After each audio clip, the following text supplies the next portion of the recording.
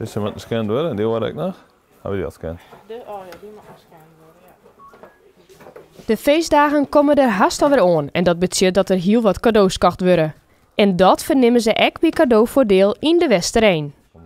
Nou, we hebben de fysieke winkel hier in de Westereen, maar we hadden daarnaast verkeer natuurlijk ook online. Op je eigen website en op verschillende platformen, zoals bijvoorbeeld bol.com en blokken.nl en dergelijke. Dan mag je vaststellen op dit moment ongeveer 200 bestellingen per dag verwerken via die platformen.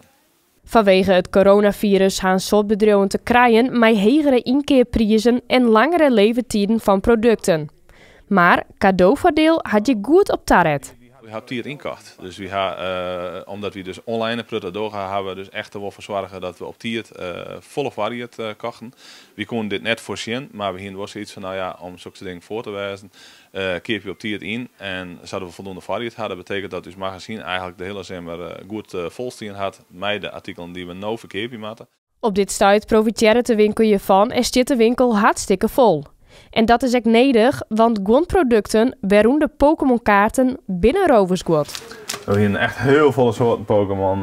Blikjes zien we van die bakjes met 60 en 120 en een stuk of 2 of jou van die displays vol met de kaartjes.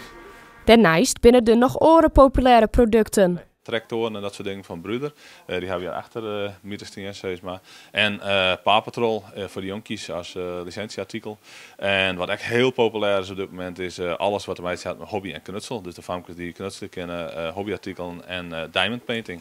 Voor de Boatersgoedwinkel komt er een drukke periode aan, maar van nu is het al jaar nog goed te oezien.